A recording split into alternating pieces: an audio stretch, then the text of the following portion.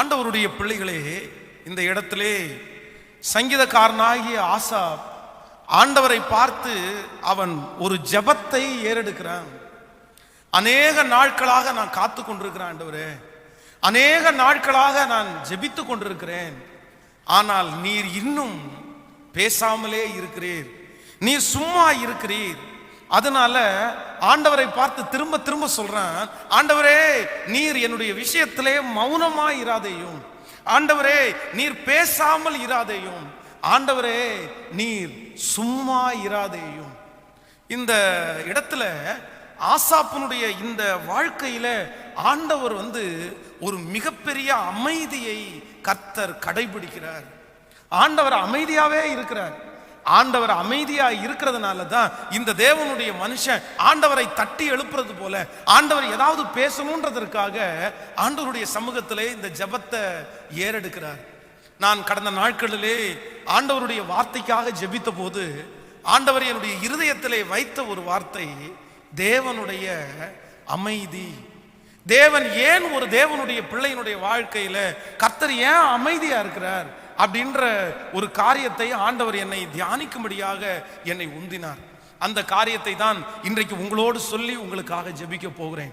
இந்த ஜெபத்திலே இருக்கிற ஆண்டவருடைய பிள்ளைகள், இந்த சத்தியத்தை கேட்கிற ஆண்டவருடைய பிள்ளைகளுடைய வாழ்க்கையில ஆண்டவர் ஒருவேளை உங்களுடைய வாழ்க்கையிலே அமைதியாக இருக்கலாம்.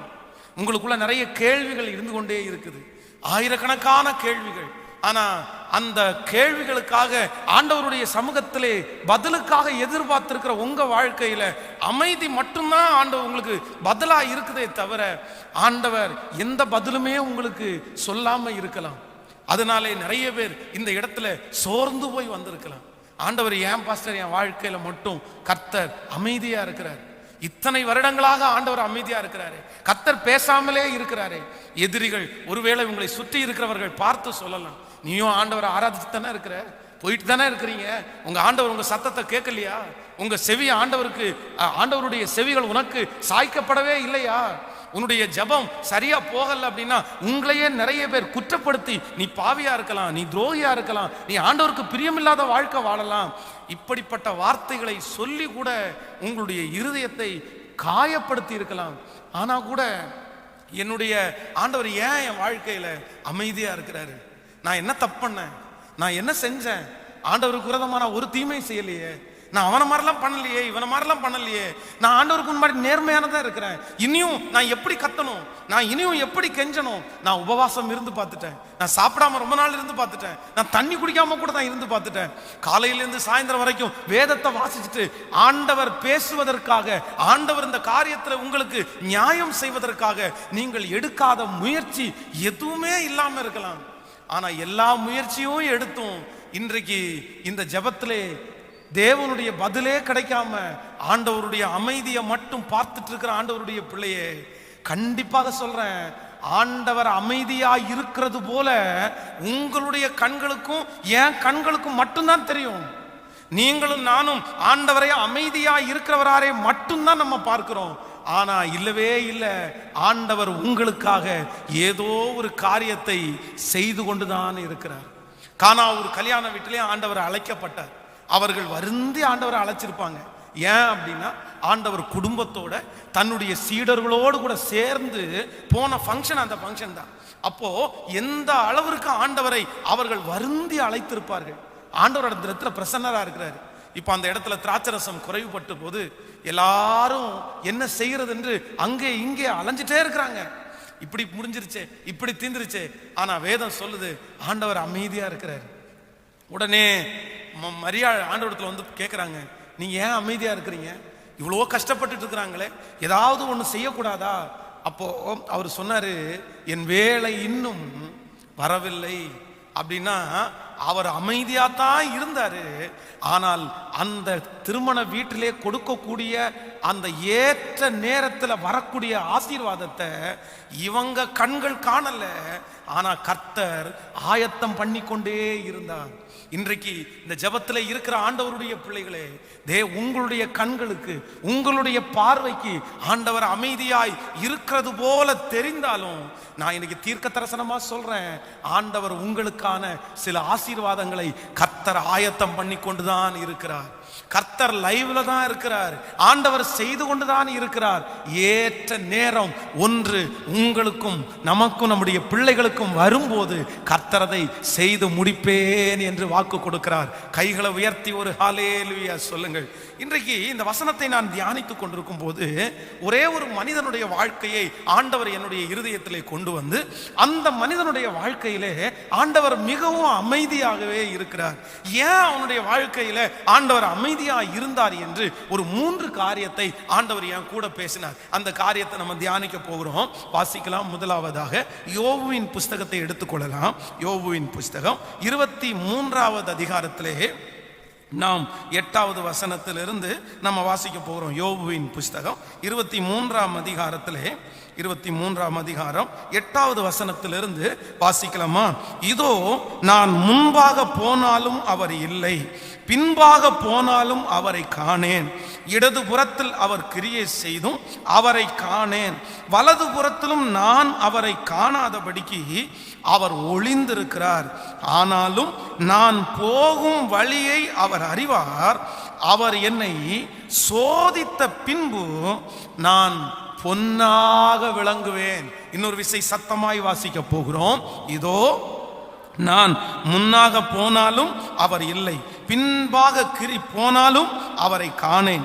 இடதுபுறத்தில் அவர் கிரியை செய்தும் அவரை காணேன், வலதுபுறத்திலும் நான் அவரை காணாதபடிக்கு ஒளிந்திருக்கிறார். ஆனாலும் நான் போகும் வழியை அவர் அறிவார். அவர் என்னை சோதித்த பின் நான் பொன்னாக விளங்குவேன். ஹல்லேலூயா. இங்கே வேதம் சொல்லுகிறது, இன்றைக்கு இந்த யோபு என்கிற ஒரு மனிதனை குறித்து தான் இன்றைக்கு நான் உங்களோடு பேச போகிறேன். இந்த யோபு சொல்லும் போது சொல்றாரு, நான் முன்பாக போனேன், ஆண்டவர் அங்கே இல்லை. நான் பின்பாக நான் கிரியை செய்து பார்த்தேன், அங்கும் நான் இல்லை. ஆண்டவரை நான் பார்க்கும்படி, ஆண்டவரை நான் அறியும்படிக்கு நான் என்னென்னமோ முயற்சி எடுக்கிறேன். என்னால தெரிஞ்ச எல்லா வித்தைகளையுமே நான் சொல்லி பார்க்கிறேன். இப்படி போய் ஜெபம் பண்ணி பார்க்கிறேன், இப்படி வந்து ஜெபம் பண்ணி பார்க்கிறேன். ஆனால் அவர் இல்லை, எனக்கு அவர் மறைவாகவே இருக்கிறார். அந்த வார்த்தையை சொல்லிட்டு யோபு சொல்றாரு, ஆனாலும் நான் போகிற வழியை அவர் அறிவார். அவர் என்னை சோதித்த பிறகு நான் பொன்னாக விளங்குவேன். அப்ப நான் நம்புறேன், ஆண்டவர் சில நேரத்திலே ஒரு தேவனுடைய பிள்ளையினுடைய வாழ்க்கையில ஏன் ஆண்டவர் அமைதியா இருக்கிறார் அப்படின்னா, உங்களுக்கு என்று ஒரு சோதனையின் காலம் கொடுக்கப்பட்டிருக்கிறது.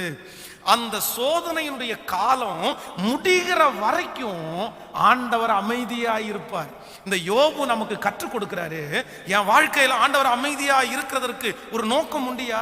என் வாழ்க்கையில ஆண்டவர் அமைதியா இருக்கிறதுக்கு ஒரு காரணம் உண்டு. அது என்ன காரணம் அப்படின்னா, எனக்கு இப்ப என்ன காலம் அப்படின்னா, அது ஒரு சோதனையின் காலம். கர்த்தர் என்னை சோதித்து கொண்டே இருக்கிறார். எனக்கு வியாதிகளை கொடுத்து எனக்கு சோதிக்கிறார். எதிரா மற்றவங்க பேச வச்ச ஆண்டவர் என்னை சோதிக்கிறார். என் சரீரத்துல வியாதியை கொடுத்த ஆண்டவர் என்னை சோதிக்கிறார். என்னுடைய இருக்கிறது எல்லாவற்றையும் எடுத்து ஆண்டவர் சோதிக்கிறார். ஆனா நான் ஒண்ணு நம்புறேன், அந்த சோதனையினுடைய காலம் முடிஞ்சதற்கு பிறகு நான் பொன்னாக விளங்குவேன். ஹல்லேலூயா. இன்றைக்கு இந்த ஆராதனையிலே இந்த சத்தத்தை கேட்டுக்கொண்டிருக்கிற ஆண்டவருடைய பிள்ளைகளே, இங்க இருக்கிற நிறைய பேர் நீங்க சொல்லலாம், நான் எவ்வளோ முயற்சி எடுத்தோம், என் விஷயத்துல மட்டும் ஆண்டவர் ஏன் இன்னும் அமைதியா இருக்கிறாரு, என் பிள்ளையினுடைய விஷயத்துல மட்டும் ஏன் ஆண்டவர் இன்னும் அமைதியா இருக்கிறாருன்னு ஒருவேளை நீங்கள் கேட்பீர்களே. ஆனால் ஆண்டவர் இன்றைக்கு உங்களோட பேசுற வார்த்தை என்ன அப்படின்னா, உனக்கு ஒரு காலம் கொடுக்கப்பட்டிருக்கிறது, சோதனையினுடைய காலம். அந்த சோதனையினுடைய காலம் முடிகிற வரைக்கும் ஆண்டவர் எப்படிதான் இருப்பார்னா, சில நேரத்தில் அமைதியா இருப்பார். நீங்கள் தாங்கிக் கொள்ளுங்கள். யாரெல்லாம் ஆண்டவர் உயர்த்தணும்னு நினைக்கிறாரோ, யாரெல்லாம் கர்த்தரை ஆசீர்வதிக்கிறாருன்னு நினைக்கிறாரோ, அவங்க எல்லாருக்கும் கர்த்தர் ஒரு காலத்தையே, சோதனை காலம் என்று ஒரு காலத்தையே கர்த்தர் வைக்கிறார். நீங்கள் வேதத்துல வந்து இஸ்ரவேல் ஜனங்களை வழி நடத்தின மோசேயை குறித்து வேதத்துல வாசிக்கும் போது மோசே சொல்லுகிறது, மோசேயினுடைய வாழ்க்கை 40 ஆண்டுகள் அவனை வனாந்திரத்தில் ஆண்டவர் சோதித்தார். ஒரு வருஷம் அல்ல, சிலருக்கு ஒரு வருஷம் சோதனை காலம், சிலருக்கு 2 ஆண்டுகள் சோதனை காலம். ஆனால் இந்த மோசேக்கு 40 ஆண்டுகள் ஆண்டவர் அவனை சோதித்தார். 40 ஆண்டு அவனை சோதிச்சாரு. எல்லாத்தையும் கொடுத்து அவன் எதிர்பாராத எல்லா பிரச்சனைகளும் அவனுடைய வாழ்க்கையில ஆண்டவர் அனுமதிச்சு கர்த்தர் அவனை சோதிச்சார். ஆனா சோதிச்ச ஆண்டவர் சோதிச்ச வண்ணமாகவே விடல, அவனை பொன்னாக விளங்க பண்ணினார். எத்தனை பேர் ஆமோதிக்கிறீங்க? கைகளை உயர்த்தி ஒரு ஹல்லேலூயா சொல்லுவோம். சோதனை காலத்துல சோர்ந்து போகாதீங்க ஆண்டவருடைய பிள்ளையே.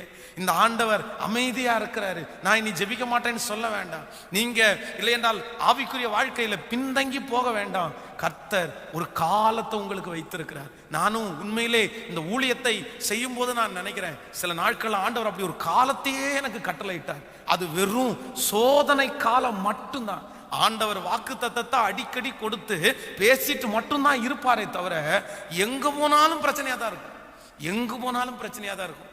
ஒரு இடத்துல கூட நிம்மதி இருக்காது. பாருங்க, ஒரு நாள் நான் என்னுடைய 2 வீலர் எடுத்துக்கொண்டு போறேன். அந்த சோதனையினுடைய காலம் 2014 2015 வருஷத்துல 2 வீலர் எடுத்துட்டு போறேன். போகும்போது அப்போ வரைக்கும் என் கையில் லைசன்ஸ் இருந்துச்சு. எடுத்து வீட்டில் வச்சுட்டு போறேன்.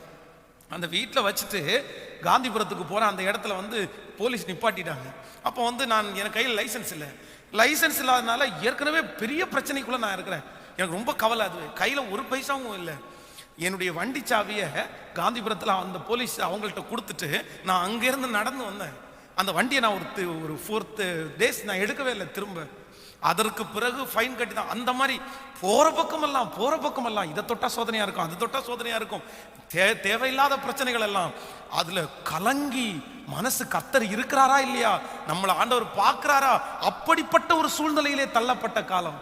ஆனா நான் நம்புறேன், அந்த சோதனையினுடைய காலம் முடிஞ்சதற்கு பிறகு ஆண்டவர் எல்லாவற்றுக்கும் சேர்த்து கர்த்தர் என்னை உயர்ந்த இடத்துல வைக்கிறதை இன்றைக்கு என்னுடைய கண்கள் பார்க்கிறது. இந்த சத்தியத்தை கேட்கிற அன்பு தேவனுடைய பிள்ளையே, ஒருவேளை உங்களை கர்த்தர் அந்த காலத்துல தான் ஆண்டவர் உங்களை வச்சிருக்கலாம். பாஸ்டர், இந்த வருஷம் முழுக்க எனக்கு சரியில்லை பாஸ்டர், ஒரே சோதனை. இந்த மாதம் ஆரம்பிச்சதுல இருந்து எனக்கு சோதனை, இல்லைன்றால் போன ஆண்டுல இருந்து எனக்கு ஒரு 2-3 ஆண்டுகளாகவே ரொம்ப சோதனையா இருக்குது. நான் ஒன்று நம்புங்க, ஆண்டவர் அமைதியா இல்ல. இந்த சோதனையின் காலத்திலே கர்த்தர் உங்களை பலப்படுத்தி கொண்டே இருக்கிறார். வெகு சீக்கிரமாய் இந்த சோதனையினுடைய நாட்கள் முடிவிற்கு வரும். யோபுனுடைய வாழ்க்கையிலே முடிவுக்கு வந்தது போல உங்கள் வாழ்க்கையிலே முடிவுக்கு வரும். அன்றைக்கு ஆண்டவர் உன்னை சுற்றி இருக்கிற சகல ஜனங்களுக்கு முன்பாகவும் நான் நம்புகிறேன், கர்த்தர் உங்களை பொன்னாக, நம்புறவங்க 2 கரங்களையும் மேல தட்டி கர்த்தர் உங்களையும் உங்கள் பிள்ளைகளையும் பொன்னாக விளங்க பண்ணுவார்.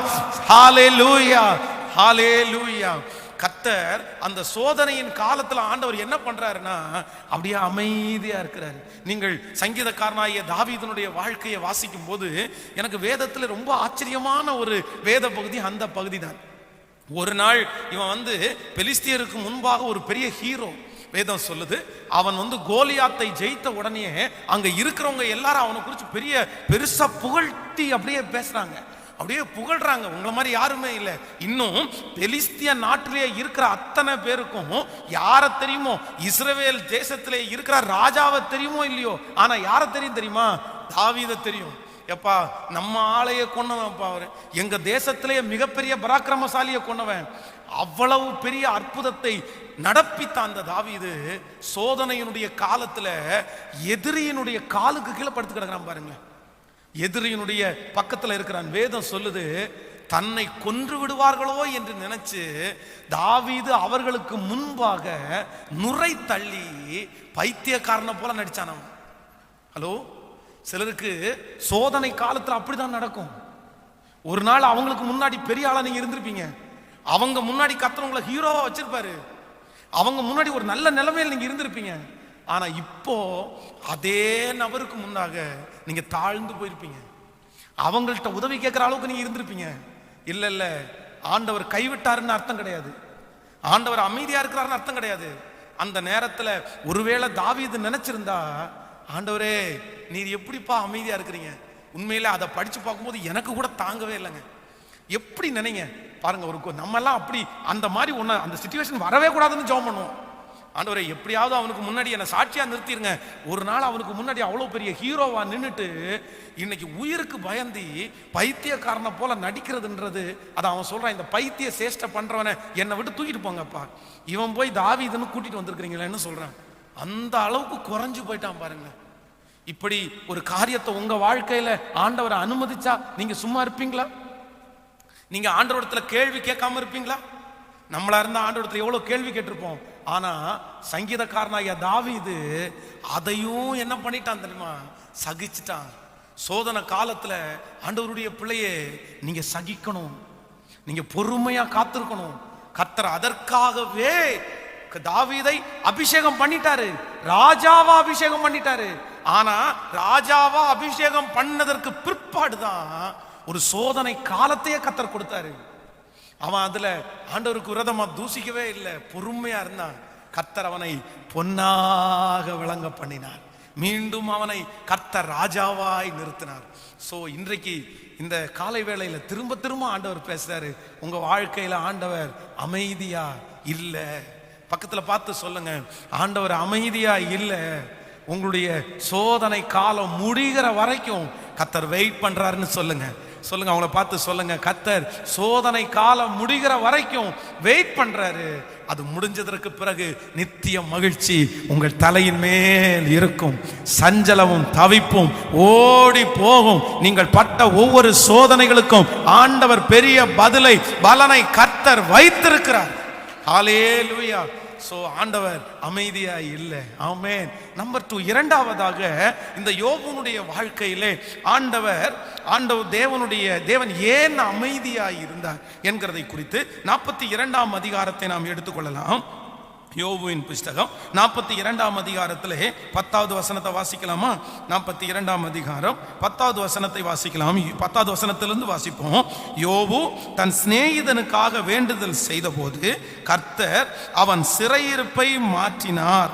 யோபுக்கு முன் இருந்த எல்லாவற்றை பார்க்கலும் இரட்டத்தனையாய் கர்த்தர் அவனுக்கு தந்தருளினார். அப்பொழுது அவனுடைய எல்லா சகோதரரும் சகோதரிகளும் அவனுக்கு அறிமுகமான அனைவரும் அவனிடத்தில் வந்து அவன் வீட்டிலே அவனோடு போஜனம் பண்ணி கர்த்தர் அவன் மேல் வரப்பண்ணின சகல தீங்கு நிமித்தமும் அவனுக்காய் அங்கலாய்த்து அவனுக்கு ஆறுதல் சொல்லி அவரவர் ஒவ்வொரு தங்க காசையும் அவரவர் ஒவ்வொரு வெள்ளி பொன் ஆபரணத்தையும் அவனுக்கு கொடுத்தார்கள். கர்த்தர் யோபுவின் முன்னிலைமையை பார்க்கலும் அவன் பின்னிலைமையை ஆசீர்வதித்தார். 14,000 ஆடுகளும் 6,000 ஒட்டகங்களும் 1000 ஏர்களும் 1000 கழுதைகளும் அவனுக்கு உண்டாயின.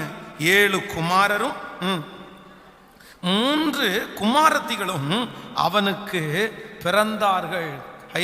கரங்களை உயர்த்தி ஒரு ஹல்லேலூயா சொல்லுங்க. ஆண்டவருடைய பிள்ளைகளே, இந்த வசனம் ரொம்ப அழகாய் சொல்லுகிறது. கர்த்தர் யோபுனுடைய முன் இருந்த எல்லாவற்றை பார்க்கலும் ஆண்டவர் அவனுக்கு இரண்டத்தனையாய் அவனுக்கு தந்தருளினார். சோ அவனுடைய கஷ்டத்தை பார்க்க சுற்றி இருக்கிறவங்க சகோதரர்கள் சகோதரிகள் எல்லாரும் வந்து அவனுடைய தீங்கிற்காக மனஸ்தாபப்பட்டு அவனுக்காக அங்கலாய்த்து அவனுக்கு பரிசுகளை கொடுத்தார்கள் என்று வேதம் சொல்லுகிறது. இரண்டாவது, நான் இந்த யோபுனுடைய வாழ்க்கையில ஆண்டவர் ஏன் அமைதியா இருந்தாரு அப்படின்னு தியானிக்கும் போது ஆண்டவர் என்னுடைய இருதயத்திலே வைத்த ஒரு வார்த்தை, கர்த்தர் அமைதியா இருந்ததற்கு காரணம் யோபுவை கர்த்தர் உருவாக்குறதற்காகத்தான் ஆண்டவர் அமைதியா இருந்தார். கவனிங்க, நம்பர் 1, முதலாவதாக சோதனை காலம் முடிகிறதற்காக ஆண்டவர் அவனுடைய வாழ்க்கையிலே அமைதியா இருந்தார். நம்பர் 2, இரண்டாவது, இந்த யோபுனுடைய வாழ்க்கையிலே ஆண்டவர் ஏன் அமைதியா இருந்தார் அப்படின்னா, கர்த்தர் அவனை உருவாக்கி முடிகிற வரைக்கும் கர்த்தர் அமைதியா இருந்தார். இன்றைக்கு இந்த ஜெபத்துல இருக்கிற உங்களுடைய வாழ்க்கையில ஆண்டவர் என் வாழ்க்கையில அமைதியா இருக்கிறார் அப்படின்ற ஒரு சூழ்நிலையில இங்க வந்திருப்பீங்க அப்படின்னா, நான் நம்புறேன் ஆண்டவர் உங்களை நிறைய பேரை என்ன பண்ணிட்டு இருக்கார் தெரியுமா? கர்த்தர் உங்களை உருவாக்கி கொண்டிருக்கிறார். என்ன பண்ணிட்டு இருக்கிறாரு? உருவாக்கி கொண்டிருக்கிறார். என் ஆண்டவரை பொறுத்த வரைக்கும் உருவாக்காத ஒரு மனுஷனுக்கு ஆசீர்வாதத்தை கொடுக்கிறதுக்கு முடியாது. கர்த்தர் அதான் எந்த துருத்தியில திராட்சரசத்தை ஊத்தினா அந்த துருத்தி கெட்டு போகாதோ அந்த துருத்தியில தான் ஆண்டவர் திராட்சரசத்தை ஊத்துறாரு. ஆண்டவர் பரிசுத்தவான்களை நடத்தின விதம் என்னன்னா, ஆசீர்வாதங்களை கொடுக்கிறதற்கு முன்பாக, பொறுப்புகளை கொடுக்கிறதற்கு முன்பாக ஆண்டவர் அவர்களை எந்த பகுதியில் அனுப்பினார் அப்படின்னா, கர்த்தர் அவர்களை உருவாக்கினார். கர்த்தர் அவர்களை உருவாக்கினார். உங்களையும் என்னையும் கண்டிப்பா ஆண்டவர் என்ன பண்ணுவாருன்னா உருவாக்குவார். ஆனா உருவாக்குகிற நாளிலே ஆண்டவருடைய பிள்ளைகள் ஒரு நாளும் நீங்க அவசரப்பற்றவே கூடாது. நீங்கள் கர்த்தர் உருவாக்குற வரைக்கும் ஆண்டவருடைய பிள்ளைகள் அவருக்கு வணைந்து கொடுக்கணும். உருவாக்கும் போது ஆண்டவர் பலவிதமான காரியத்தை உங்களுக்கு கட்டளை இடுவாரு. திட்டாதவங்க எல்லாம் வந்து திட்டுவாங்க. ஆனா கூட ஆண்டவருடைய பிள்ளைகள் ஆண்டவர் உருவாக்குறாரு. சில நேரத்துல உங்களுக்கு பிடிக்காத இடத்துல ஆண்டவர் உங்களை கொண்டு போய் வச்சு கர்த்தர் உருவாக்குவாரு. அப்ப ஆண்டவருடைய பிள்ளைகள் எதிர்த்து நிற்க கூடாது. ஆனா இன்னைக்கு இருக்கிற நிறைய பேர் என்ன நினைக்கிறாங்க அப்படின்னா, அந்த உருவாக்கப்படுகிறதற்கு முன்பாகவே பயன்படணும்னு நினைக்கிறாங்க. இல்ல இல்ல இல்ல, அதான் உலகத்தார் ஒரு பழமொழி சொல்லுவாங்கல்ல, நிறைகுடம் தழும்பாதுன்னு சொல்லுவாங்கல்ல. நீங்க நிறைகுடமா இருக்கணும் அப்படின்னா நீங்க என்ன பண்ணப்படணும்? முதல்ல உருவாக்கப்படணும். கவனிங்கள், பொதுவாக வந்து நான் வீட்டில் இருக்கிற காரியத்தை கூட சொல்றேன். நம்ம எல்லாருமே சமையல் பண்றோம். எல்லாரும் வீட்லயும் குக்கர் இருக்கும்னு நினைக்கிறேன். இந்த குக்கர்ல வந்து சாப்பாடு ஆக்கியாச்சு. 3 விசில் விட்டுட்டு இறக்கி வச்சு ஒரு 5 நிமிஷம் இல்லைன்னா ஒரு 10 நிமிஷம் தாண்டி அந்த விசிலை எடுத்து போட்டு சாப்பிடணும். இதுதான் நீங்க செய்யற வழக்கம், இதுதான் பக்குவம். ஆனா இப்போ வந்து நீங்க வச்சிட்டீங்க, 2வது விசிலுக்கு வீட்டில் இருக்கிற ஒருத்தர் ஐயோ பசி பசி பசி என்னால் தாங்க முடியல, எனக்கு உடனே சாப்பாடு ஆகணும் அப்படின்னு சொன்ன உடனே நீங்கள் சொல்றீங்க 3வது விசில் விட்ட உடனே இறக்கிடலாம் அப்படின்னு வைங்களேன். சொன்ன அடுத்த நிமிஷத்தில் 3வது விசில் விட்டு அடுத்த நிமிஷத்தில் பக்கத்தில் வந்துட்டாரு, சாப்பாடை போடுங்க அப்படின்னு. நீங்கள் உடனே எடுத்து திறந்து அதை போட்டீங்க. உண்மையிலே பார்த்தீங்க அப்படின்னா உங்களுடைய சாப்பாடு நிறைய நேரத்தில் விதையாக தான் இருக்கும். ஏன் அப்படின்னா சாப்பாடை விசில் விட்டு இறக்கி வச்சாலும் ஒரு 10 நிமிஷம் அந்த ஸ்ட்ரீம்லேயே அது என்ன பண்ணணும்? வேகணும். அதை ஃபுல் ஃபினிஷ்ட் ஆகலை அப்படின்னா அந்த சாப்பாடை நம்ம நிறைய பேர் யூஸ் பண்ணவே முடியாது. இன்றைக்கு நிறைய ஆண்டவருடைய பிள்ளைகள் செய்கிற மிகப்பெரிய தவறு என்ன அப்படின்னா, எல்லாத்துலேயுமே அவசரம். என்ன ஆண்டவர் எடுத்த உடனே என்ன பண்ணணும் அப்படின்னா பயன்படணும். நான் உருவாக்கப்படவே மாட்டேன், உருவாக்குறதுலங்கிறது வேண்டாம். இல்லை இல்லை இல்லை, ஆண்டவர் பயன்படுத்தணும்னு நினைக்கிற பாத்திரங்களை கர்த்தர் என்ன பண்ணுவார் அப்படின்னா கர்த்தர் உருவாக்குவார். எப்படி உருவாக்க முடியும்? எப்படி உருவாக்க முடியும்? உருவாக்குறது நன்றாய் கவனிங்கள். காயப்படாம ஒரு பொருளை உருவாக்க, அடிபடாம ஒரு பொருளை உருவாக்க. கார் இன்னைக்கு நம்ம ஓட்டுற கார் ரொம்ப அழகா இருக்குது, நம்ம ஓட்டுற 2 வீலர் இன்னைக்கு ரொம்ப அழகா இருக்குது. ஆனா இந்த 2 வீலரும் இந்த காரும் எத்தனையோ உளிக்குள்ள போய்தான் வந்துருச்சு, எத்தனையோ அக்னிக்குள்ள போயிட்டு தான் வந்துருச்சு. தட்ட வேண்டியவங்க சுத்தி எல்லாம் தட்டுனாங்க நிறைய பேர். அதற்கு எல்லாம் வளைஞ்சு கொடுத்ததுனால தான் இன்னைக்கு நம்ம கையில எப்படி இருக்குன்னா அழகானதா இருக்குது. நீங்க விலையேற பெற்ற பாத்திரமா மாறணுமா? வாலிப தம்பிகளுக்கு தங்கச்சிகளுக்கு சொல்றேன், இளம் வயசுல நுகத்தை சுமக்கிறது உங்களுக்கு மேன்மை. ஆமேன் சொல்லுங்க, சத்தமா சொல்லுங்க, மேன்மை. ஆமேன். கடந்த நாட்களில் ரொம்ப தமாசான ஒரு விஷயம் இருந்துச்சு. ஒரு வாலிப தம்பி என்னிடத்துல வந்து அவனுடைய தகப்பனார் வந்து ஒரு பொருள் வாங்கி கொடுக்குறேன் அப்படின்னு சொல்லிட்டார். அவனை பார்த்து உடனே அவன் ரொம்ப சந்தோஷமாக வந்து இடத்துல சொன்னான், பாஸ்டர் எங்கள் அப்பா இந்த மாதிரி வாங்கி தரேன் அப்படின்னு சொல்லியிருக்காரு அப்படின்னு. உடனே நான் அவனை பார்த்து பிடிச்சி திட்டினேன், இனியுமா உங்கள் அப்பாவை சார்ந்து உட்காந்துருப்பான், உங்கள் அப்பா எல்லாம் வாங்கி கொடுக்குற பொருளை நீ வாங்கவே கூடாது. உண்மையான ஒரு பையனாக இருந்தால் நீ உங்கள் அப்பா வாங்கி கொடுக்குறத வாங்கக்கூடாது, அவ்வளோதான். நீயா சம்பாரிச்சு நீயா முன்னுக்கு வந்து நீயா வாங்கடா அப்படின்னு சொன்ன உடனே அவனுடைய முகம் ஒரு மாதிரி மாறிடுச்சு. ஆனால் அவன் பார்த்து என்னை பார்த்து ஒரு வார்த்தை, பாஸ்டர் எனக்கு வெறும் 20 வயசு தான் பாஸ்டர் ஆகுது, எனக்கு வெறும் 20 வயசு தான் ஆகுது, இப்போ எங்கள் அப்பா வாங்கி தராம நான் எப்படி வாங்க முடியும் அப்படின்னு. உடனே எனக்கு தொண்டை வரையும் வந்துச்சு. உனக்கு 20 வயசே உனக்கு அதிகம், 20 வயசு அதிகம். 13 வயசு 12 வயசுல என் பொருளை நானே வாங்க கற்றுக்கிட்டேன், என் சட்டை வாங்குறதுக்கு நானே சம்பாதிக்க பழகிட்டேன் அப்படின்னு சொல்லான்னு வந்துச்சு. ஆனால் அதான் சித்தியினுடைய வாழ்க்கை அல்லவா. அப்போ நிறைய பேருடைய வாழ்க்கையில அப்படிதான் நினைச்சிட்டு இருக்காங்க. இல்லை இல்லை இல்லை இல்லை, ஆண்டவருடைய பிள்ளைகள் ரொம்ப கவனமா இருக்கணும்.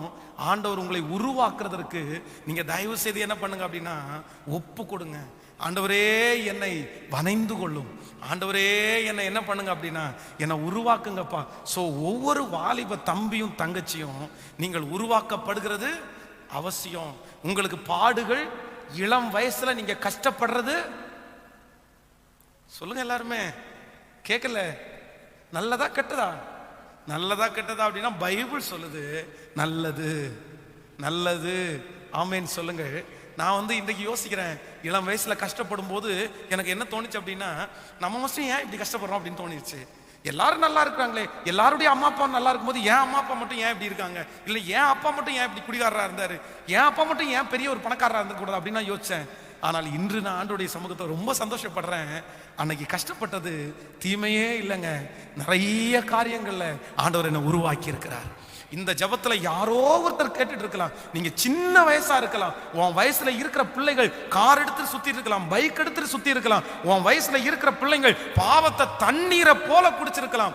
ஆனா நீங்க மட்டும் வருத்தப்படலாம், உங்களை மட்டும் உங்களுடைய பேரண்ட்ஸ் ரொம்ப ஒடுக்கலாம், இல்லை என்றால் ஏதோ ஒரு வியாதியில இல்லை ஏதோ ஒண்ணுல நீ ரொம்ப கஷ்டப்பட்டு இருக்கலாம். என் வயசுல இருக்கிற எல்லாருமே நல்லா இருக்கும் போது நான் மட்டும் ஏன் பாஸ்டர் இப்படி இருக்கணும், எனக்கு மட்டும் ஏன் இந்த வியாதி, எனக்கு மட்டும் ஏன் இவ்வளவு கஷ்டம் அப்படின்னு எந்த வாலிப தம்பி தங்கச்சி சொல்லிட்டு இருக்கிறானோ, நான் இந்த பலிபீடத்துல இருந்து தீர்க்க தரிசனமா சொல்றேன், உன் ஃபியூச்சர், உன் எதிர்காலம் ஆச்சரியமா இருக்கும், அற்புதமா இருக்கும். உன் சொந்தக்காரங்க எல்லாரை விட உன் எதிர்காலத்துல ஆண்டவர் உன்னை மேன்மையா வைப்பாரு, உன்னை மகா உன்னதமான இடத்துல வைப்பாரு.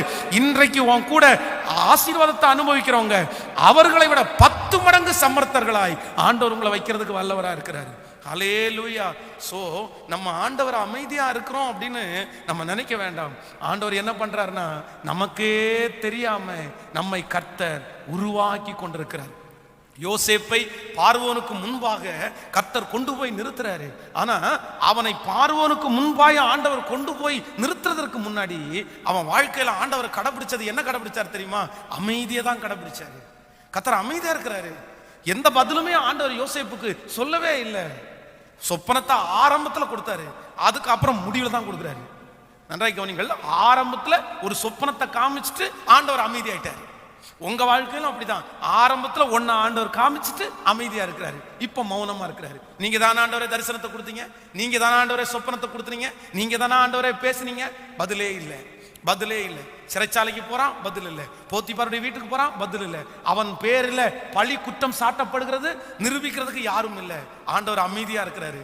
ஆனா முடிவு வேதம் சொல்லுது, கர்த்தர் பார்வோனுக்கு முன்பாய் கொண்டு வந்து நிறுத்தும் போது பார்வோன் சொல்கிறான், உன்னை போல ஞானமுள்ள ஒருத்தன் இந்த பூமியில எங்கேயுமே, ஆமென், உன்னை போல ஞானமும் சாதுரியம் உள்ள ஒருத்தன் இல்லப்பா.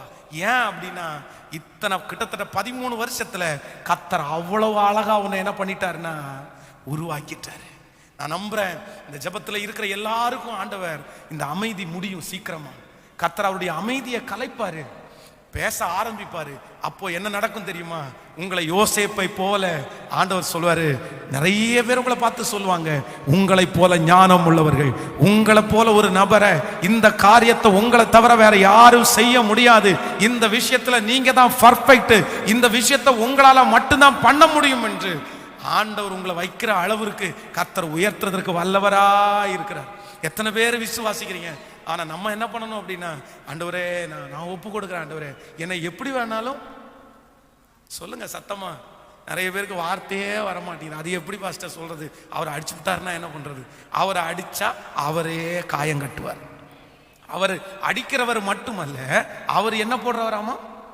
காயம் கட்டுகிறவர். நீங்க இந்த இரும்பு வேலை எல்லாம் நடந்துட்டு இருக்கும்போது, இந்த இரும்பு பெண்டா இருக்கும்போது சம்மட்டி எடுத்து ஒரே அடியா அடிக்க சொல்லுவாங்க பாருங்களேன். சம்மட்டி எடுத்து வெள்ளம் கூட்டி அடிச்சிட்டோம் அப்படின்னா அந்த இடம் மட்டும் ஏற்கனவே இருந்ததை விட கொஞ்சம் பள்ளம் ஆயிரும். பள்ளமான உடனே திரும்ப இன்னொரு அடிக்கும் போது அது என்ன ஆகும்? ஒருவேளை அதுல ஏதாவது சொட்டை இருந்துச்சுன்னா இந்த பட்டி பார்க்குறவங்க பாருங்களேன், அதை எடுத்து போட்டு ஏற்கனவே இருந்ததை விட அழகா பார்த்து விட்டுருவாங்க. அந்த மாதிரி கர்த்தர் உங்களை சோதிக்கும் போது, கர்த்தர் உங்களை உருவாக்கும் போது, சேதாரங்கள் உங்களுக்கு வந்தாலும் அந்த சேதாரத்தை அவரே என்ன பண்ணுவாரு சொல்லுங்க? அவரே நல்லா பட்டி பார்த்து விட்டுருவாரு. சரிங்களா? நீங்க அதை குறித்து ஒன்றும் நீங்க பயப்பட வேண்டிய அவசியம். ஐயோ என் அழகு போயிடுச்சு, ஐயோ என்னுடைய அறிவு போயிடுச்சு, ஐயோ என்னுடைய படிப்பெல்லாம் வீணா போயிடுச்சு, என் வருஷங்களெல்லாம் வீணா போயிடுச்சு, நீங்க ஒன்றும் ஒரி பண்ணிக்க வேண்டிய அவசியம் இல்லை. 10 வருஷம் இழந்ததை ஒரே வருஷத்துல திரும்ப கொடுக்கறதுக்கு கர்த்தரால் முடியும் முடியும் முடியும். ஹல்லேலூயா. ஆனா நம்ம சொல்ல வேண்டியது என்ன அப்படின்னா, என்னை உருவாக்குறதற்கு உங்களை நான் என்ன செய்றேன்? நான் ஒப்பு கொடுக்குறேன் ஆண்டவரே, நீங்க என்னை எப்படி வேணாலும் என்ன பண்ணுங்க ஆண்டவரே. சிலர் ஆண்டவர் சொன்ன அடுத்த நாளே ஒருத்தன் சும்மாவே ஒருத்தங்க திட்டுவாங்க, பரவாயில்ல ஆண்டவரே நான் உருவாக்கப்படுகிறேன். ஆமென். ஸோ நம்பர் 2, இரண்டாவதாக இந்த யோபுனுடைய வாழ்க்கையிலே ஆண்டவர் அமைதியா இருந்ததுக்கு இரண்டாவது காரணம் வேதம் சொல்லுகிறது, ஆண்டவர் அவனை உருவாக்குற வரைக்கும் கர்த்தர் அமைதியா இருந்தார். நம்பர் 3, மூன்றாவது ஒரு வசனத்தை கூட வாசித்து நம்ம ஜெபித்து முடிக்க போகிறோம். யோபுவின் புஸ்தகம் 1ஆம் அதிகாரத்தை எடுத்துக்கொள்ளலாமா? யோபுவின் புஸ்தகம் 1ஆம் அதிகாரத்திலே 9வது வசனத்தை நம்ம வாசிக்க போகிறோம். 1ஆம் அதிகாரத்திலே 9வது வசனத்தை வாசிக்கலாம். எல்லாரும் சேர்ந்து வாசிக்கலாமா? அதற்கு சாத்தான், எல்லாரும் வாசிக்கலாம். கர்த்தருக்கு பிரதி உத்தரமாக, யோபு விருதாவாகவா தேவனுக்கு பயந்து நடக்கிறான்? நீர் அவனையும் அவன் வீட்டையும் அவனுக்கு உண்டான எல்லாவற்றையும் சுற்றி வேலி அடைக்கவில்லையோ? அவன் கைகளின் கிரியையை ஆசீர்வதித்தீர், அவனுடைய சம்பத்து தேசத்தில் பெருகிற்று. ஆனாலும் உம்முடைய கையை நீட்டி அவனுக்கு உண்டானவை எல்லாவரையும் தொடுவீரையானால் அப்பொழுது அவன் உமக்கு முகத்திற்கு எதிரே உம்மை தூசிக்கிறானோ பாரும் என்றான். கர்த்தர் சாத்தானை நோக்கி, இதோ அவனுக்கு உண்டானவை எல்லாம் உன் கையில் இருக்கிறது, அவன் மேல் மாத்திரம் உன் கையை நீட்டாதே. அப்பொழுது சாத்தான் கர்த்தருடைய சன்னதியை விட்டு புறப்பட்டு போனான்.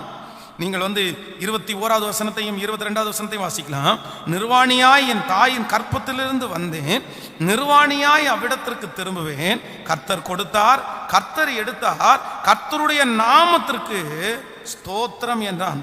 இவை எல்லாவற்றிலும் யோபு பாவம் செய்யவும் இல்லை, தேவனை பற்றி குறை சொல்லவும் இல்லை. அல்லேலூயா. நன்றாய் கவனிங்கள். ஆண்டவர் மூன்றாவதாக இந்த யோபுனுடைய வாழ்க்கையில ஆண்டவர் அமைதியா இருந்ததனுடைய காரணம் இந்த வசனத்துல சொல்லுது. இப்போ சத்துரு ஆண்டவருடைய சமூகத்துல நிற்கிறான், நின்றுட்டு சொல்றான். உடனே ஆண்டவர் கேட்கிறாரு, என் தாசனாகிய யோபுவின் மேல் கவனம் வைத்தாயோ?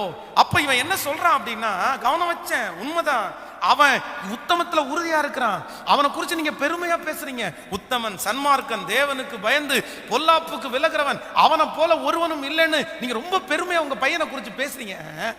ஆனா ஒண்ணு நான் சொல்றேன், அவனுக்கு கொடுத்திருக்கிற ஆசீர்வாதத்தை மட்டும் கொஞ்சம் எடுத்துருங்க. அதற்கு பிறகு அவன் உறுதியானவனா அப்படின்றத சோதிச்சிடலாமா அப்படின்னு சத்ரு யார்கிட்ட சவால் விடுறான் அப்படின்னா, தேவனிடத்துல சவால் விடுறான். அவன் உத்தமா இருக்கிறதுக்கு காரணம் நீங்க கொடுத்த பிளஸிங் தான் காரணம். நீங்க கார் கொடுத்துருக்கீங்க, நீங்க பங்களா கொடுத்துருக்கீங்க, நீங்க வேலை கொடுத்துருக்கீங்க, அவன் காணிக்க கொடுக்குறான், அவங்க சர்ச்சுக்கு போறாங்க, அவன் உத்தமரா இருக்கான். எடுத்து பாருங்க, அதை எடுத்து பாருங்க, அவனுடைய உண்மையான முகம் தெரியும்னு சாத்தான் ஆண்டவரிடத்துல சவால் விடுறான். சவால் விடும்போது ஆண்டவர் சொல்லிட்டாரு, சரிப்பா, எல்லாமே யார் கையில தான் இருக்குது? உன் கையில தான் இருக்குது, எல்லாத்தையுமே நீ எடுத்துக்கோ. ஆனா அவன் சரீரத்துல மட்டும், நீ அவனுடைய உயிரில மட்டும் நீ கை வச்சிடாத, நீ எடுத்துக்கோ அப்படின்றாரு. சாத்தான் இப்போ ஒன்னொன்னா சோதிக்க ஆரம்பிக்கிறான். ஆனா அந்த அதிகாரம் முடிகிறதுக்குள்ளே வேதம் சொல்லுது, நிர்வாணியாய் என் தாயின் கற்பத்திலிருந்து பிறந்தேன், நிர்வாணியாய் அவ்விடத்திற்கு திரும்புவேன். கர்த்தர் கொடுத்தார், கர்த்தர் எடுத்தார், கர்த்தருடைய நாமத்திற்கு ஸ்தோத்திரம். பிசாசு ஆண்டவரிடத்துல என்ன சொன்னா, உம்மை தூசிக்கிறானோ பாரும். யோபு என்ன பண்ணா? கர்த்தரை தூசிக்கல, கர்த்தரை ஸ்தோத்தரித்தான். ஹல்லேலூயா. கையை உயர்த்தி ஒரு ஹல்லேலூயா சொல்லுவோம். நான் நம்புறேன், ஆண்டவர் யோபுனுடைய வாழ்க்கையில அமைதியா இருந்ததற்கு காரணம், என் பிள்ளை எந்த சூழ்நிலையிலையும் உறுதியா இருப்பான் என்கிறத யாருக்கு காமிக்கிறதற்காகனா, சத்ருக்கு காமிக்கிறதற்காக. இன்றைக்கு இந்த ஜபத்துல இருக்கிற ஆண்டவருடைய பிள்ளைய, ஒருவேளை இன்னைக்கு நீங்க சோர்ந்து போயிருக்கலாம். யாரோ ஒருத்தர் இத்தனை வருடமும் எதிர்பார்த்து இன்னைக்கு கூட ஆண்டவரை திட்டணும்னு கூட நீங்க வந்திருக்கலாம்.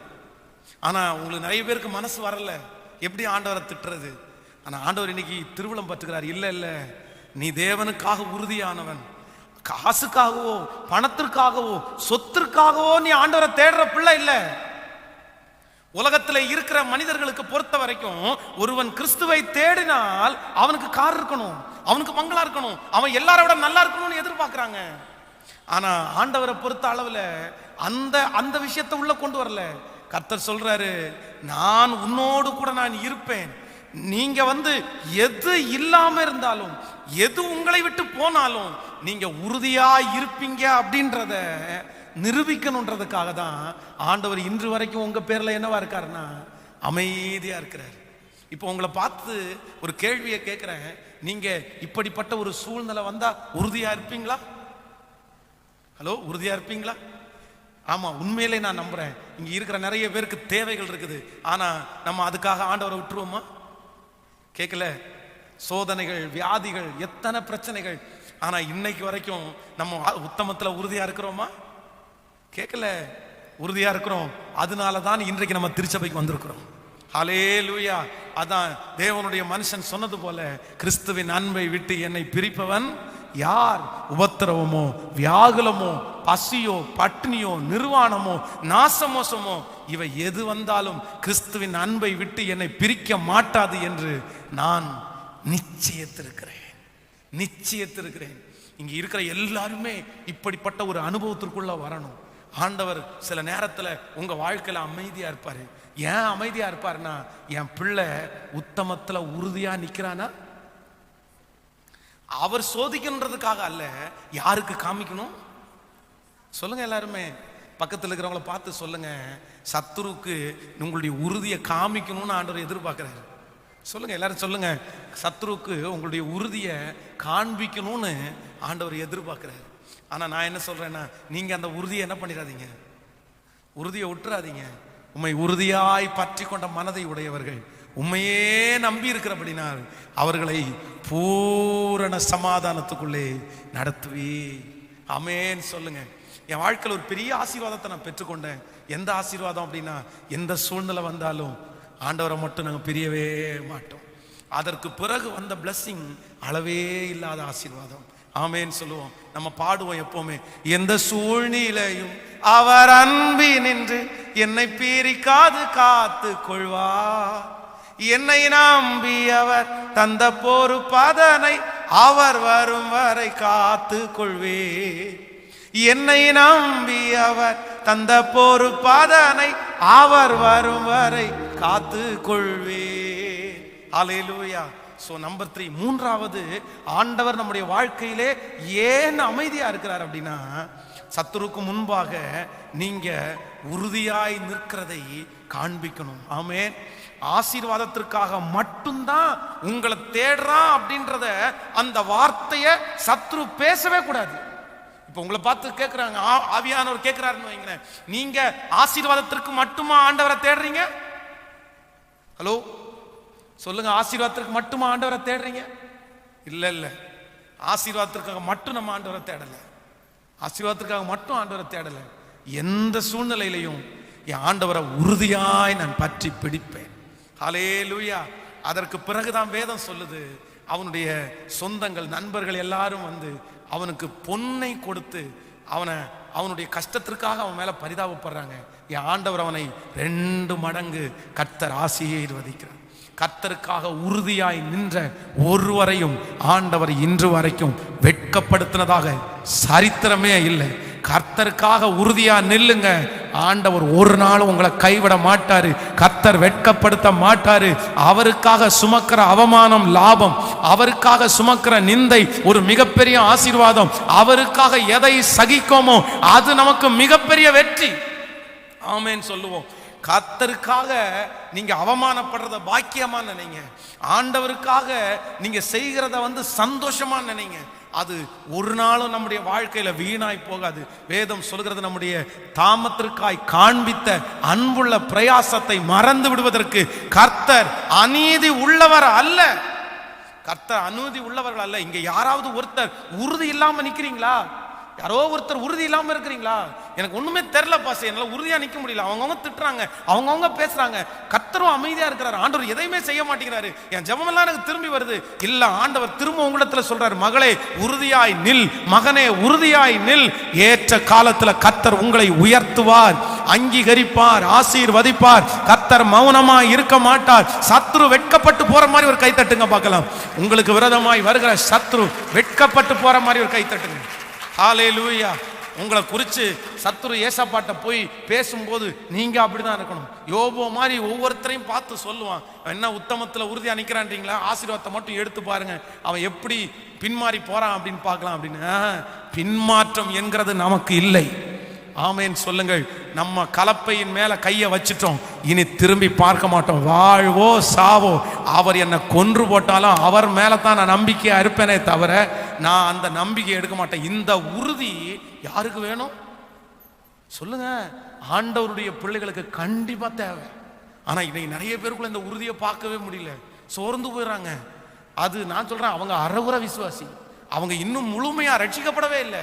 ரட்சிப்பினுடைய முழுமை அப்படின்றது என்ன அப்படின்னா, யாருக்காகவும் உறுதியை விடக்கூடாது, எந்த மனுஷனுக்காகவும் உறுதியாக விடக்கூடாது.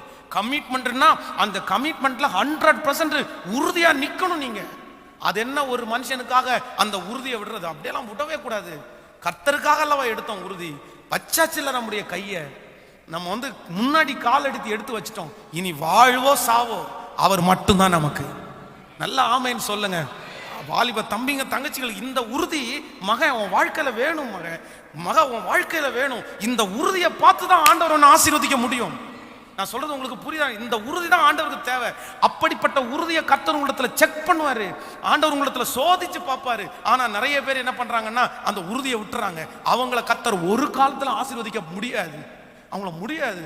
அப்படியே நிக்கணும். நீங்க ஊழியத்தில் நான் வரும்போது நான் நினைக்கிறேன், ஆண்டவருடைய பிள்ளைகளே, ஊழியத்தை கட்டி காப்பது அப்படின்றது அவ்வளவு சுலபம் என்று நினைக்காதீங்க, சுலபம்னு நினைக்காதீங்க. ஒரு குடும்பத்தை கட்டி காப்பதே அவ்வளவு கடினம். 1000 குடும்பத்தை கட்டி காப்பது என்கிறது சாதாரணமானது அல்ல. எத்தனை எத்தனை உபத்திரவங்கள், கண்ணீர் மட்டும்தான் ஆன்சர், வேற ஒருத்தரும் பதில் சொல்ல முடியாது, யாருக்குமே தெரியாது. ஆனா உண்மையிலே அந்த உறுதி இருக்கு பாருங்களேன். செத்தா கூட போக மாட்டான் ஆண்டவரே, செத்தா கூட இங்கே சாகுற ஆண்டவரே, கொன்னா கூட இந்த ஊழியத்துல என்ன கொன்றுங்க ஆண்டவரே, ஆனா எடுத்து வச்சுட்டேன், இனி திரும்பி பார்க்கறது அப்படின்றது நடக்கவே நடக்காது அப்படின்ற உறுதி தான் இன்று வரைக்கும் கர்த்தர் அந்த ஊழியத்தில் நிற்பாட்டுறதுக்கு மிகவும் பிரயோஜனமா இருக்குது. அந்த உறுதி இல்லைன்னா இன்னைக்கு நான் எல்லாம் என்னைக்கோ காணாம போயிருப்பேன், ஊழியத்தில் நான் செஞ்சிருக்கவே மாட்டேன். ஆனா அந்த உறுதி, பல போராட்டத்தில் கூட அந்த உறுதி, தூங்காம அத்தனை நாள் கிடக்கும்போது கூட ஞாயிற்றுக்கிழமை அந்த உறுதியோடு தான் என்ன இல்லை, விழுந்தா கூட மேடையில் இருந்து செத்துறப்பா பரவாயில்லப்பா, ஆனா உங்க கிருபைக்கு ஆய் கெஞ்சுகிறேன். இன்றைக்கு இந்த ஜெபத்தில் இருக்கிற எல்லாருமே ஒரு தீர்மானத்தோட போவோம், ஆண்டவரே நான் உறுதியை என்ன செய்ய மாட்டேன். சொல்லுங்க, நீர் இப்போ இல்ல இனியும் 5 வருஷம் அமைதியா இருந்தா கூட நான் என் உறுதியை விட்டு ஒப்பு கொடுக்குறீங்களா? எல்லாரும் எத்தனை பேர் ஒப்பு கொடுக்குறீங்க? அப்படி சொல்லி பாருங்க, ஆண்டவர் உங்களிடத்துல ரொம்ப சந்தோஷப்படுவாரு. சத்துரு வெட்கப்பட்டு போவான், அவன் கண்ணுக்கு முன்னாடியே 2 மடங்கு ஆசீர்வாதத்தை உங்க தலை மேல கொடுத்துட்டு கர்த்தர் போயிட்டே இருப்பாரு. அவன் பார்த்து அப்படியே வெட்கப்பட்டு நிக்க வேண்டியதான், அவன் வெட்கப்பட்டு நிக்க வேண்டியதான். இப்ப யோபுவை பார்த்து பிசாசு வெட்கப்பட்டிருப்பானா? அவன் நினைச்சிருப்பான், இவனை சோதிக்காம இருந்தா கூட ஒரு ஆசீர்வாதத்தோட நின்றுப்பான். இப்ப நம்ம தேவையில்லாம இவனை சீண்டி பார்த்து இவனுக்கு இப்ப என்ன கிடைச்சிருச்சு? நான் சொல்றேன், இதே வார்த்தையை உங்களை பார்த்து சொல்ல போறாங்க. இவனை சும்மா விட்டு இருந்தாலாவது கொஞ்சம் ஆசீர்வதிக்கப்பட்டிருப்பான். இன்னைக்கு இவனை போய் நம்ம போய் தொட போய் அவன் இன்னைக்கு ஆண்டவரத்துல ஜெபம் பண்ணி 2 மடங்கு ஆசீர்வதித்து வாங்கினான்னு சத்துரு வெட்கப்பட்டு போவான். அது நடக்கும் என்று விசுவாசிக்கிறவர்கள் கரங்களை தட்டி கர்த்தரை மகிமைப்படுத்துங்க. ஹல்லேலூயா. உம்மை நாங்கள் உறுதியாய் பற்றி கொள்ளுவோம். சொல்லுங்கள் எல்லாரும் ஒரு 3 விசை, தேவனே நாங்கள் உம்மை உறுதியாய். சொல்லுங்க சத்தமா, வாலிப தம்பிங்க தங்கச்சிங்க ஸ்பெஷலா சொல்லு, மக உம்மை உறுதியாய் சொல்லுவோம். ஆண்டவரே உம்மை உறுதியாய், ஹல்லேலூயா, காவலிலும் சாவலும் உம்மை பின்பற்றுவோம். நாங்கள் ஆமென் சொல்லுவோம். காவலையும் உங்களை பின்பற்றுவோம், சாவலையும் உங்களை பின்பற்றுவோம். கிறிஸ்துவின் அன்பை விட்டு எங்களை பிரிக்கவே முடியாது. நான் செத்துட்டேன்னா அவ்வளவுதான், முடிஞ்சிருச்சு. அது ஒன்றும் பெரிய விஷயம் இல்லை. அதை குறித்து கர்த்தர் ஒருத்தர் போனா 10 பேரை எழுப்ப வல்லவரா இருக்கிறார். ஆமென் சொல்லுவோம். எல்லாரும் அப்படியே எழுமி நில்லுங்க தேவ சமூகத்துல. ஆண்டவரே நீர் அமைதியா இருக்கிறது, அவன் முன்பாக நான் உறுதியா இருக்கிறேன்றதை சத்ருவுக்கு காண்பிக்கும்படியாக இனி நான் உங்களை வெட்கப்படுத்த மாட்டேன், சத்ருக்கு முன்பாக வெட்கப்படுத்த மாட்டேன். தேவ பிள்ளையே, கர்த்தர் அந்த வசனத்தை தான் அவனுக்கு திரும்ப திரும்ப சொல்றார். இல்ல ஹல்லேலூயா. சத்ரு உங்களை சோதிச்சுட்டே இருக்கும்போது, ஹல்லேலூயா, அருள்நாதர் இயேசு நீ உறுதியா இருக்கிறவன், நீ வெறும் பணத்திற்காக ஆண்டவரை சேவிக்கிறவன் இல்ல, நீ வெறும் ஆசீர்வாதத்திற்காக மட்டும் ஆண்டவரை சேவிக்கிறவன் இல்ல அப்படின்றத சத்துருக்கு முன்பாய் கர்த்தர் வெளியரங்கமாய் காண்பிக்க போறாரு. கைய மேல உயர்த்தி, தேவனே நீர் மௌனமா இராதேயும், தேவனே நீர் சும்மா இராதேயும், தேவனே நீர் தீவிரித்து வாரும். நான் நம்புறேன் இந்த மாசம்தான் ஆண்டவர் ஒருவேளை நிறைய பிள்ளைகளை உயர்த்துகிற மாதம், தேவனுடைய அமைதி கலைகிற மாதம். கர்த்தருக்கு சித்தமானால் இந்த மாதம் ஆண்டவர் உங்க வாழ்க்கையில இத்தனை ஆண்டுகளும் அமைதியா இருந்தார்ல, அந்த அமைதி இந்த மாதம் கலைஞ்சிரும், இந்த வருஷம் கலைஞ்சிரும். ஹல்லேலூயா. அவருடைய அமைதி கலைஞ்சிச்சுன்னா அடுத்த 2 தனையான ஆசீர்வாதம். சொந்தங்களுக்கு முன்பாய் ஆசீர்வாதம், நண்பர்களுக்கு முன்பாய் ஆசீர்வாதம், சத்துருக்கு முன்பாய் ஆசீர்வாதம். கைகளை உயர்த்தி நம்புறவங்க மட்டும் இயேசுவே அந்த பலன் எனக்கு வேண்டும் என்று சொல்லுங்கள். ஹல்லேலூயா. உமக்காக தானே நான் வாழ்கிறேன், உம்மை தானே நேசிக்கிறேன். உமக்காக தானே நான் வாழ்கிறேன், உம்மை தானே நேசிக்கிறேன். வாழ்ந்தாலும் இயேசுவுக்கா, மரித்தாலும் இயேசுவுக்கா. எல்லாரும் சொல்லு, வாழ்ந்தாலும் வாழ்ந்தாலும் இயேசுவுக்கா, மரித்தாலும் இயேசுவுக்கா. உம்மை போல என்னை மாற்றுமையா, என்னையே உமக்காக தந்திரையா. உம்மை போல என்னை மாற்றுமையா, என்னையே உமக்காக தந்திரை. எல்லாரும் சேர்ந்து சத்தமாய், வாழ்ந்தாலும் உம்மோடுதான், மரித்தாலும் உம்மோடுதான். எல்லாரும் சொல்லுவோம், இயேசுவே ரம்தலரகதரல சேது உம்மோடு. ஆமென். ஆண்டவர் நம்முடைய வாழ்க்கையில ஏன் அமைதியா இருக்காருன்னா, நம்பர் 1, சோதனை காலம் முடிகிற வரைக்கும் கர்த்தர் என்ன பண்ணுவாரு சொல்லுங்க எல்லாரும். அதற்கு பிறகு உங்களை எப்படி விளங்க பண்ணுவாரு? பொன்னாக விளங்க பண்ணுவார். நம்பர் 2, ரெண்டாவது, ஆண்டவர் உங்க வாழ்க்கையில அமைதியா இருக்கிறதுக்கு என்ன காரணம் அப்படின்னா, உங்களை உருவாக்குற வரைக்கும் கர்த்தர் என்ன பண்ணுவாரு? அதற்கு பிறகு நீங்க நினைச்சிடாத அளவுக்கு கர்த்தர் உங்களை பயன்படுத்துவாரு. எஸ்ஸா விசுவாசிக்கிறீங்களா? அதான் நம்ம ஆண்டவர். நம்பர் 3, மூன்றாவது, ஆண்டவர் ஏன் அமைதியா இருக்கிறாருன்னா, சத்துருக்கு முன்னாடி என் பிள்ளை வெறும் ஆசீர்வாதத்திற்காக மட்டும் என்ன தேடலைன்றத அந்த மன உறுதியை நிரூபிக்கிறதற்காகத்தான் கர்த்தர் அமைதியாவே இருக்கிறார். ஹல்லேலூயா.